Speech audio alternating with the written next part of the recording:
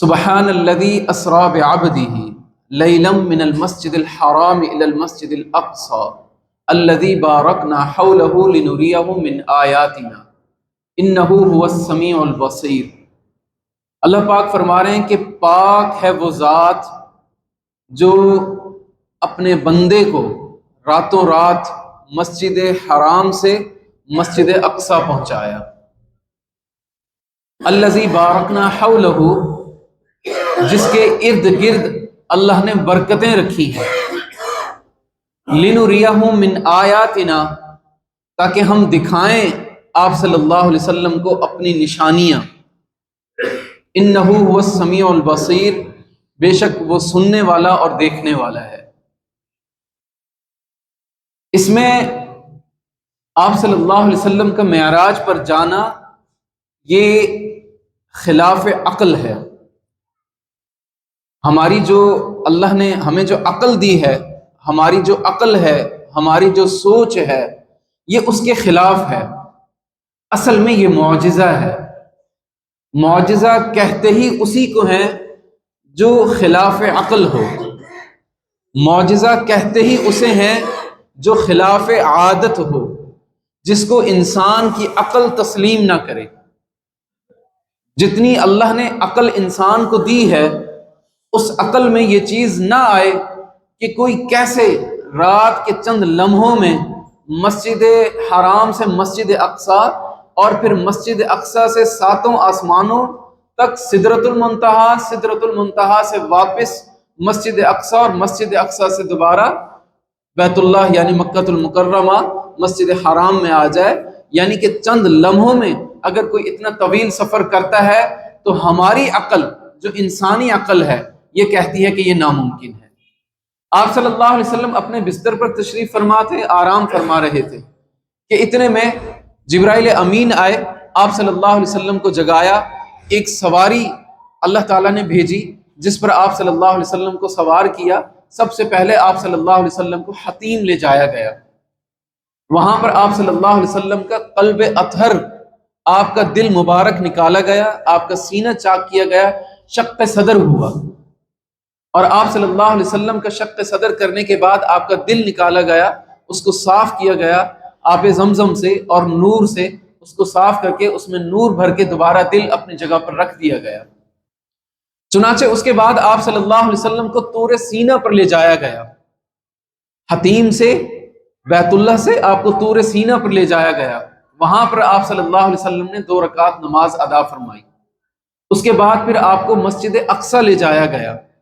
مسجد اقصی پہنچنے کا ایک بہت بڑا مقصد تھا آپ صلی اللہ علیہ وسلم کا۔ اگر اللہ تعالیٰ چاہتے تو مسجد حرام سے آپ کو ساتوں آسمانوں تک پہنچایا جاتا، لیکن اس میں حکمت تھی کہ آپ صلی اللہ علیہ وسلم کو مسجد حرام سے مسجد اقصی لے جایا گیا۔ مسجد اقصی اس لیے لے جایا گیا کہ مسجد اقصی کی جو سرزمین ہے اس کے ارد گرد اللہ نے بہت برکتیں رکھی ہیں۔ مسجد اقصی کی سرزمین انبیاء کا مسکن ہے اور مدفن ہے، اور آپ صلی اللہ علیہ وسلم کو وہاں پر تمام انبیاء سے ملاقات کرائی گئی، اور تمام انبیاء کی آپ صلی اللہ علیہ وسلم نے امامت فرمائی۔ یہ باور کرانا تھا، یہ بتانا تھا کہ نبی پاک صلی اللہ علیہ وسلم تمام نبیوں کے امام ہیں۔ یہ بتانا مقصود تھا کہ آپ صلی اللہ علیہ وسلم کی امامت آپ آخر میں آئے، لیکن آپ کا مرتبہ، آپ کا مقام تمام انبیاء سے زیادہ ہے، اور آپ تمام نبیوں کے امام ہیں، آپ تمام انبیاء کے امام ہیں۔ آپ صلی اللہ علیہ وسلم کی امت کو، آنے والی نسلوں کو، قیامت تک آنے والے انسانوں کو یہ بتانا مقصود تھا کہ مسجد اقصی تمہارے لیے اہمیت کی حامل ہے، مسجد اقصی تمہارے لیے عظمتوں کی جگہ ہے، مسجد اقصی قبلہ اول ہے، اس کو بھولنا نہیں۔ آج تک مسلمانوں کے دلوں میں مسجد اقصی کی عظمت ہے، مسجد اقصی کی اہمیت ہے، قدر و منزلت ہے۔ اس لیے اللہ تعالیٰ نے آپ صلی اللہ علیہ وسلم کو جو سیر کروائی وہ سب سے پہلے مسجد حرام سے مسجد اقصی، قبلہ دوم سے قبلہ اول۔ اس زمین کے سفر کو کہتے ہیں اسراء، اور آسمانوں کے سفر کو کہتے ہیں معراج۔ معراج کے معنی ہوتے ہیں سیڑھیوں کے، کیونکہ آسمان تہ بتہ ہیں، پہلا آسمان ہے، دوسرا آسمان ہے، تیسرا ہے، چوتھا ہے، پانچواں ہے، چھٹا ہے، ساتواں ہے، تو یہ تہ بتہ آسمان ایک سیڑھیوں کی مانند ہیں، تو اس لیے اس کو معراج کہا جاتا ہے کہ آپ صلی اللہ علیہ وسلم پہلے آسمان پر گئے، دوسرے پر گئے، تیسرے پر، چوتھے پر، پانچویں پر، تو یہ اصل میں معراج تھی۔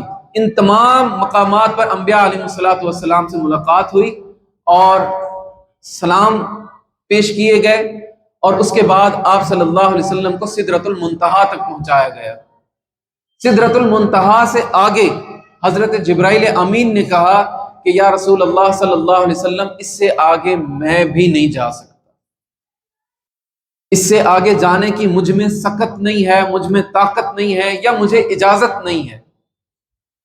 اگر اس سے میں آگے گیا تو میرے پر جل جائیں گے، اس سے آگے اللہ نے آپ کو طاقت دی ہے۔